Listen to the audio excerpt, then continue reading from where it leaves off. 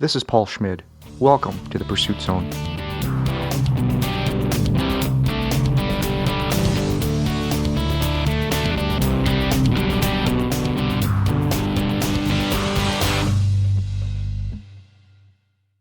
On April 4th, 2013, my next guest completed an 11,700-mile journey across North America by kayak, canoe, and dogsled. It was a 3-year journey to gain support and protection for North America's waterways and wild places. During their adventure, they actively engaged over 25,000 elementary and middle school students through live school assemblies and their website, wildernessclassroom.com. Dave and Amy Freeman, welcome to the Pursuit Zone. Thanks for having us. Guys, tell me a little bit about your background. Tell me the evolution that you went through kind of like after you got out of college and how that led you to where you are today. And ultimately then, I'd like to know also, how did you guys meet? Well, we met in northern Minnesota, in Grand Marais on Lake Superior. We both started working up in that area during college. I'm a few years older than Amy, so after college, I was leading canoeing trips and dog sledding trips in the Boundary Waters. And about a year after I graduated, I decided I wanted to travel across the Boundary Waters in the winter. And so I found a sled dog and gathered the supplies. And I was planning to do some talks at schools afterwards about my experience. And sort of in the planning stage, I found that I could use a satellite phone to connect with classrooms. And so I had about 5 classrooms follow along.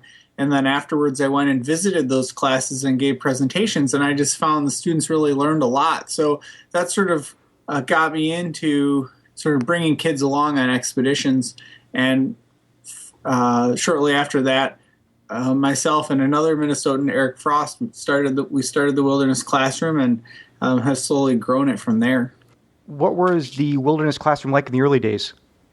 Well, it was a lot smaller, just totally volunteer. We would work leading canoeing and kayaking and dog sledding trips for most of the year, and then we'd take off on these expeditions for a couple months. And slowly over time, we've developed more funding sources and greatly expanded our audience of schools that we work with. And so now this can be sort of our main job. We do lead canoeing and kayaking and dog sledding trips, but most of our focus is now sort of the educational programming through the Wilderness Classroom. And well, Amy can sort of explain how we met and how she got involved. So I had I finished up college and was going to grad school and working up in Grand Marais in the summertime as a kayak guide on Lake Superior. And so I met Dave one summer, I guess, was that 2005 that we met? Yeah. And I had heard a bit about what Dave was doing with the Wilderness Classroom, and I really wanted to do a similar trip. So every chance I got, I was picking his brain about how he pulled off these expeditions because I wanted to kayak around Lake Superior. And after, going paddling and sailing after work and chatting a lot about this idea, Dave said, it's great that you want to do this trip, and it seems like, you don't really have anyone to do it with you. And so he offered to do it with me, and we could make it a Wilderness Classroom trip, but the catch would be we'd have to do it in the fall, so schools could follow along. So in the fall of 2006, we kayaked around the lake. Now, sorry. Go ahead. Oh, I was just going to say that was sort of the first major project that Amy and I did together. How did it turn out? Well, we're still together, so I guess it turned out pretty well. And we had a lot of schools following along, and we were able to stop and do presentations in different schools around the lake, and so it was good. That project really focused on fresh water, and Lake Superior and the Great Lakes in general are such an amazing resource. A quarter of the world's fresh water is right in the Great Lakes, and so it's an important thing to highlight. Tell me about how this idea for the 11,700-mile journey came about? Well, in 2007, 2008, we paddled across South America. We were focusing on the Amazon rainforest. And so we spent about 6 months traversing South America. We started on bicycles and biked over the Andes. And then when we were in the tributaries of the Amazon, we paddled out down these tributaries to the Amazon, and then eventually ended up at the mouth of the Amazon in the Atlantic Ocean. And so as we were getting near the end of that journey, we started looking at maps and thought, maybe we should cross another continent. Maybe we should go across North America. And we basically just sort of started picking wild places all over North America that we wanted to visit, from, the Great Bear Rainforest and along the Pacific coast to the Peel watershed in the Yukon, to the Great Lakes, to the coast of Maine, to the Florida Keys and the Everglades. And we just sort of looked for ways that we could piece them all together and turn them into one big trip. Was the goal of this expedition to also make it part of the wilderness classroom experience? Oh, yeah, definitely. I mean, yeah, that working with the kids is really, that's sort of our main, whenever we plan anything like this, that's sort of our first thought is, how can we tie this in with schools? How will it fit in with what students are studying in school? So the educational component is really what drives what we're doing. So we start with that as sort of the foundation and then build it up from there. When you were on that South American journey, did you have an opportunity to reach out to classrooms in South America? We did some. We didn't visit that many schools in South America, but we did some. We probably went to maybe 10 schools. A lot of them just small little communities, no road access, just way out in the Amazon. And we'd stop in the schools, and through an interpreter, we would, tell them a little bit about what we were doing and answer questions about life in the United States, and just sort of do a mini assembly for them. But most of the programming was focused on kids back home. Tell me about the big journey that you had across North America, the North American Odyssey. Take me through that journey, hit the highlights, tell me what the challenges were along the way. Well, we started on Earth Day of 2010 in Bellingham, Washington, just north of Seattle, and headed up the Pacific coast, so through the Inside Passage, and that was by kayak. So I would say right off the bat, that was a big highlight for both of us. There's just so much marine life there, and then seeing the temperate rainforest, the Great Bear Rainforest is a really neat place. We also encountered whales there. We had whales come right up to our kayaks, which was amazing, resting on the surface just 15 feet from us. From there, we went over the Chilkoot Pass, and we're following sort of the route of the Klondike Gold Rush. So we went down the Yukon River, and then we left our boats and hiked for about 100 miles over the Tombstone Mountains, which is a big series of mountains that got us into the watershed that would lead up to the Arctic Ocean. And so we had our canoe and a month's worth of supplies shuttled on the Dempster Highway, which is this gravel road that runs up to the Arctic Ocean. And where we crossed that road, we picked up our canoe and our supplies, and then we would work our way out to the Mackenzie River Delta. And by then it was getting cold. It's September. We had some challenges because it was getting cold and we had to go upstream. So we had to go up the Mackenzie River for about 450 miles, paddling and lining our canoe. And right as things were starting to freeze up, we reached a town called Norman Wells. And in Norman Wells, we cached our canoe.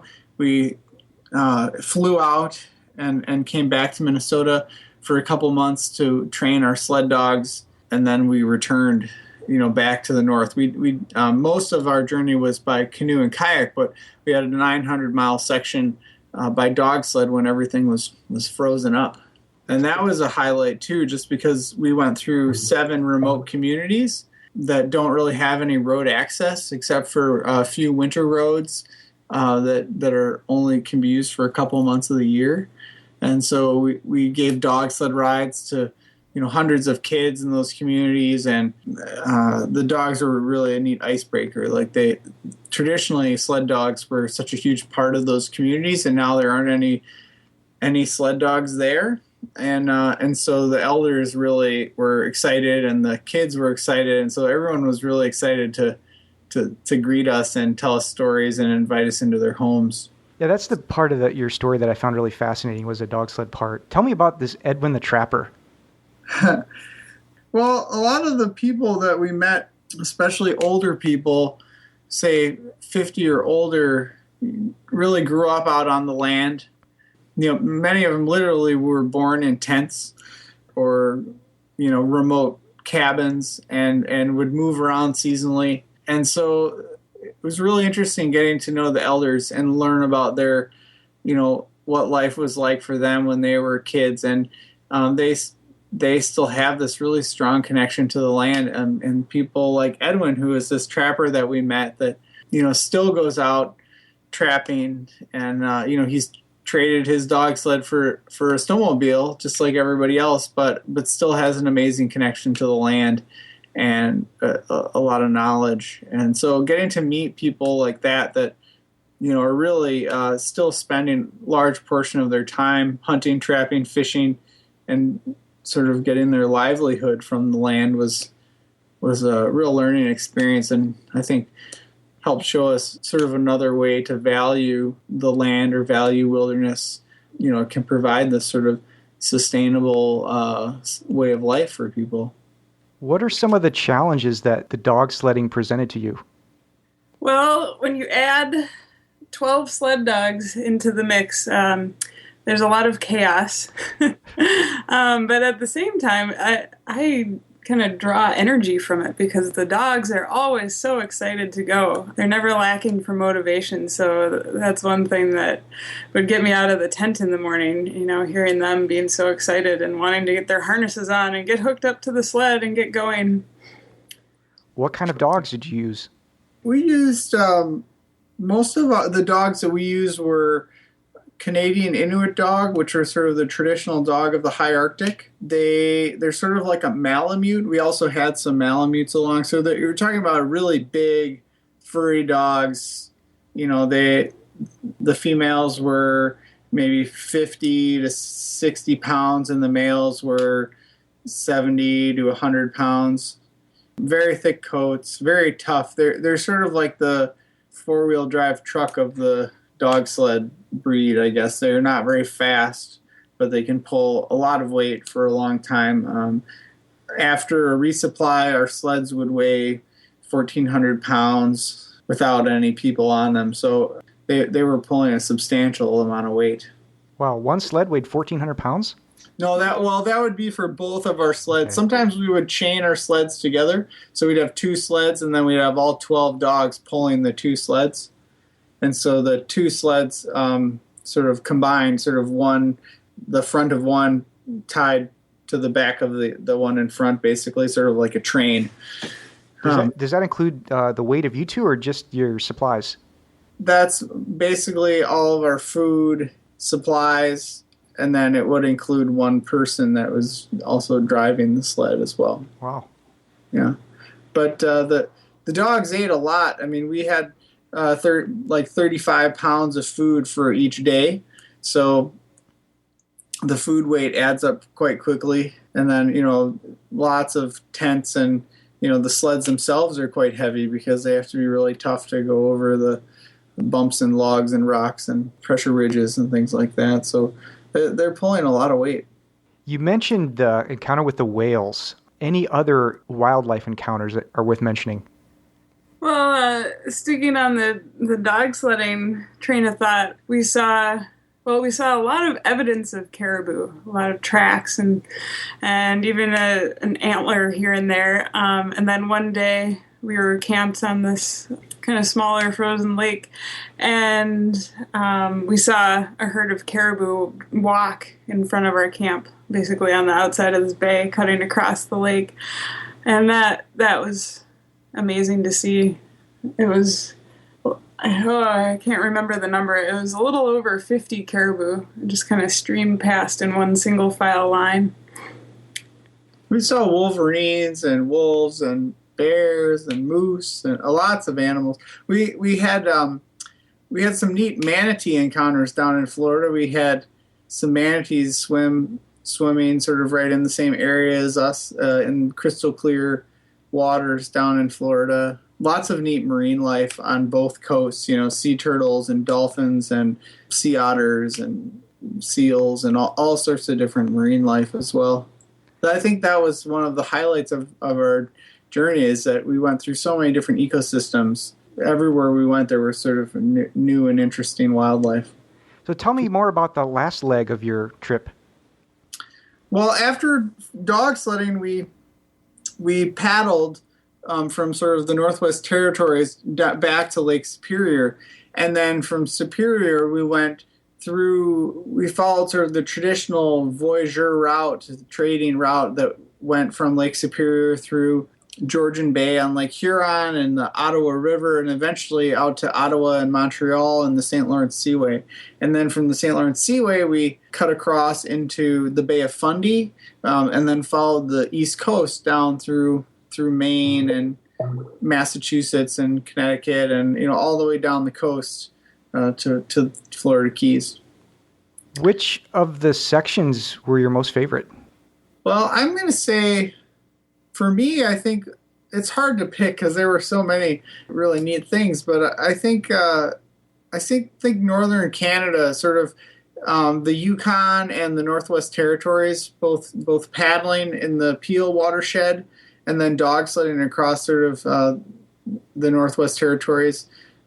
Just because those are such wild, roadless places, it's a type of wilderness that we just don't really have in the United States outside of Alaska. So I think that was probably my favorite. How about you, Amy? Well, I tend to pick the same places, but I guess I was just thinking about how as we reached Minnesota and we paddled through Voyageurs and then the Boundary Waters Canoe Area Wilderness, it really struck me how such an amazing place is in the state that we live in. So I guess there's some nostalgia tied to that as well, but we had a great fall canoeing through the Boundary Waters, and then coming down the Grand Portage and kind of ending the stage of the trip at Lake Superior. So that stands out in my mind as a favorite spot. What was the biggest lesson you learned from this expedition?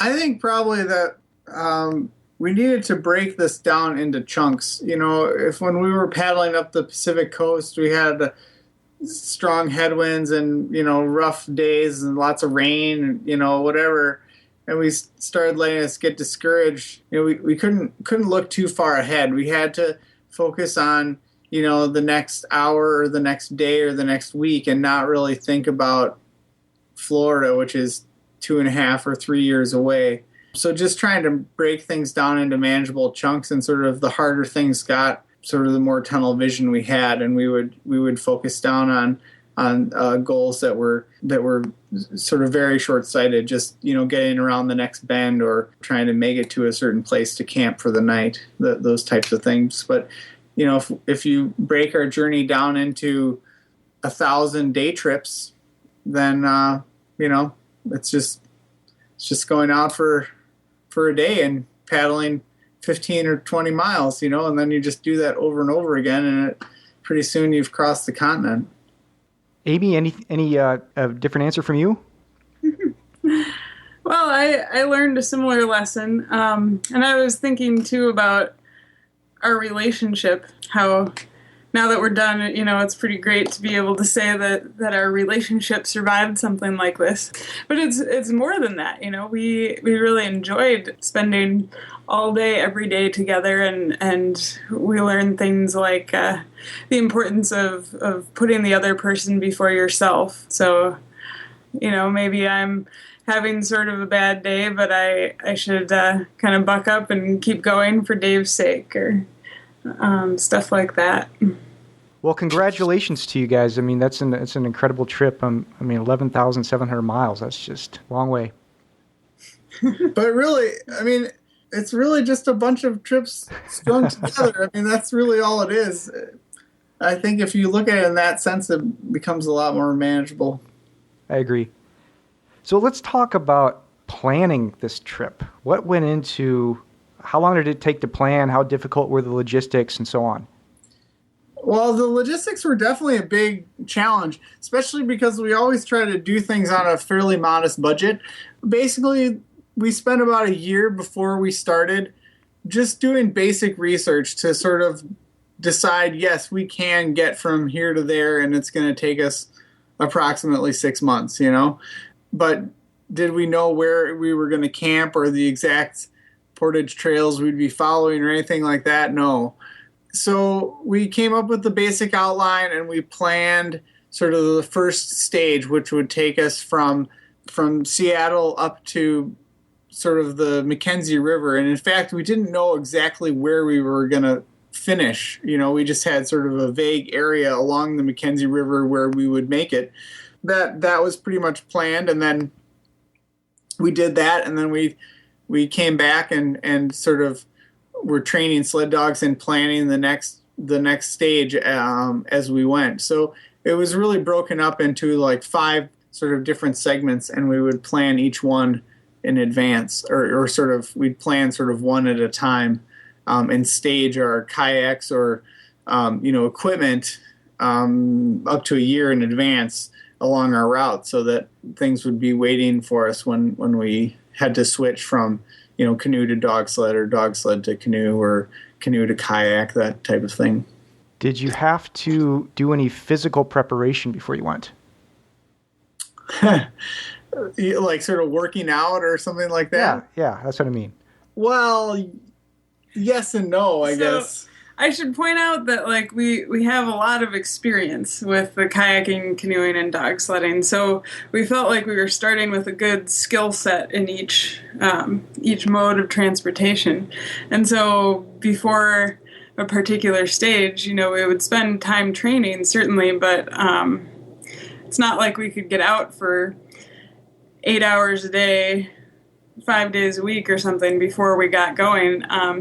So I'd say I think I can credit Dave for coming up with the strategy of starting with pretty low mileage for each stage, and then we would work our way up. So when we started on the Inside Passage, we were going 10 miles a day, and then we worked up to 12 and 15, and gradually building up until we were comfortable doing, 30, 35-mile days here and there. Yeah, we would start slow whenever we sort of were switching to a new, at the beginning, or if we had a sort of a significant break, or we were switching from dog sledding to canoe or something, we would plan to have lower mileages for the first few weeks so that we wouldn't get overuse injuries. And then after about a month, your body's used to it, and you can go as long as you want. It doesn't, then you're not as likely to have any issues with as far as overuse injuries go. What was your biggest fear going into this? I guess probably that, partway through, Amy would decide that she was sad that she married me and wanted to stop. No, I don't know. Probably something along those lines. Just that we would, we were planning this huge thing, and what if we got partway through and decided, man, this really, I don't want to do this anymore, or, the classrooms aren't interested in this like we had expected they would be, or something like that, just because the project was so long that something would come up in the middle. What would be your advice for somebody that's going to plan something similar? Well, I would say just break things up into stages, break things into manageable chunks and plan them accordingly, and try to keep things sort of as simple as possible. And also, maybe if you want to do something, it's important to develop the skill set before you take on something like this. I mean, we started the Wilderness Classroom 12 years ago, and we've had lots of smaller expeditions and lots of time leading trips and gathering experience. So go out and gain experience, test your skills, and improve in a controlled environment, and then work up to planning something that's a little bit more rigorous, I guess. Amy, any advice?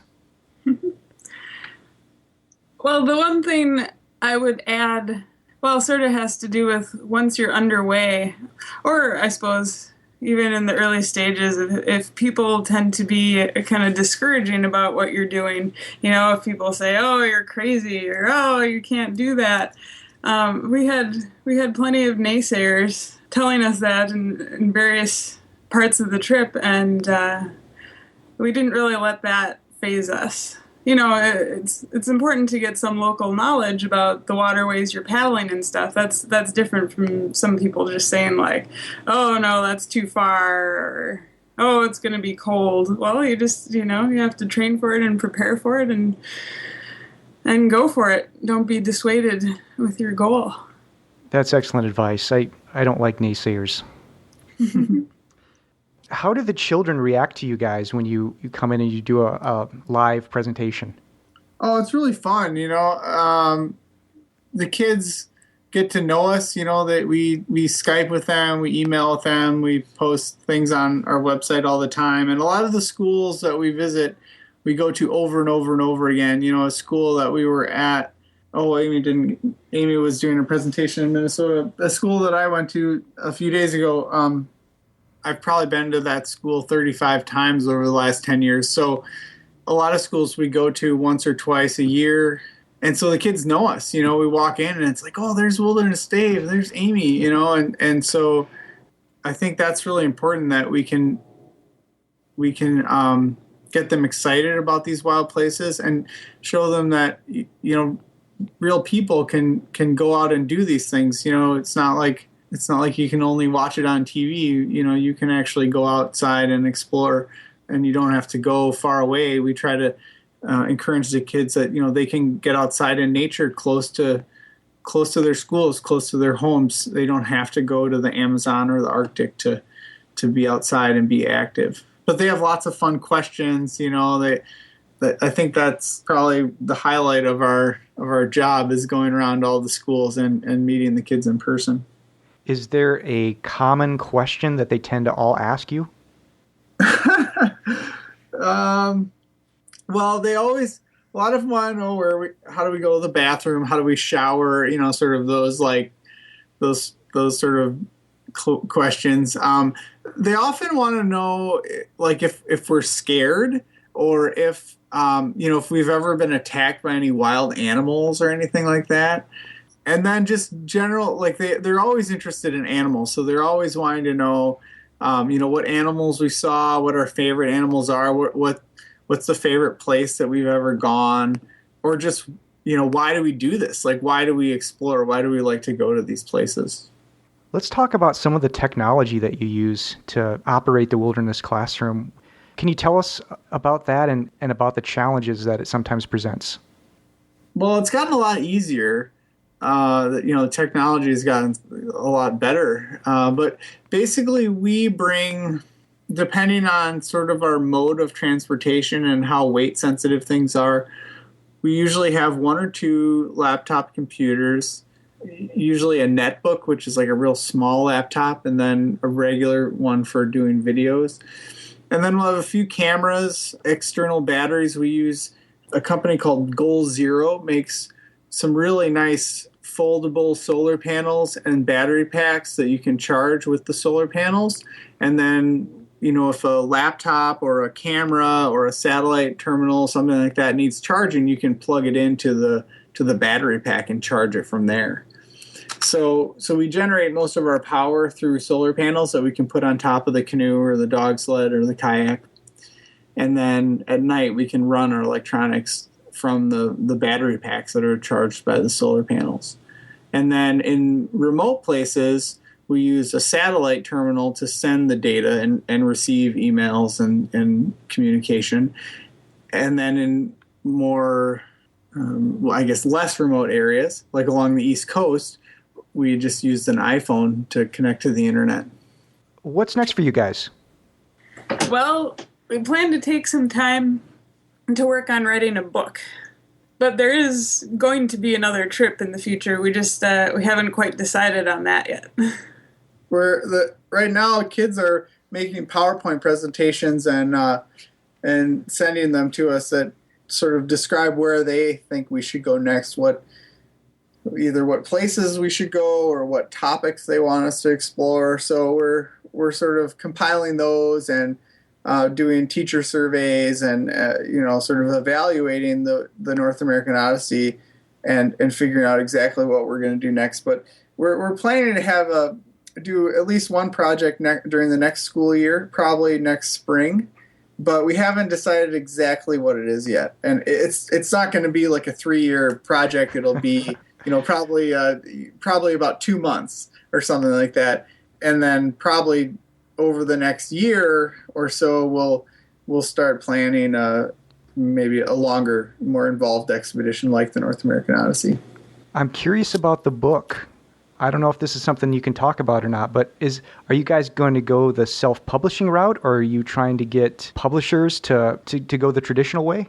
We haven't really decided yet. Basically, what we have now is we just have, all of our journals, just all of this media, this content. And basically, since we finished, we've just been doing speaking engagements like constantly. So our goal is starting in early June, once we're sort of done with this hectic time, we'll sit down and start working on, a rough draft and start looking into publishing options. Some of the self-publishing stuff is really exciting that's going on right now, so we may go that route. We're not really sure at this point. Well, good luck. Writing a book is tough. Yeah, hopefully if our philosophy of breaking things into little chunks will help us, because it does seem like sort of a daunting task. Neither of us have ever done anything like that before. How can people get in touch with you? Probably the best way is just through our website, wildernessclassroom.com, or they can email us through there, or they can just email Dave at wildernessclassroom.com or Amy at wildernessclassroom.com and contact us directly through email. Dave and Amy, any final thoughts for the listening audience? Well, I would just say that, it's great that they've been listening, and now I think they should turn off their computer and they should go outside for a while. It's always good to unplug. Amy, any last words? No.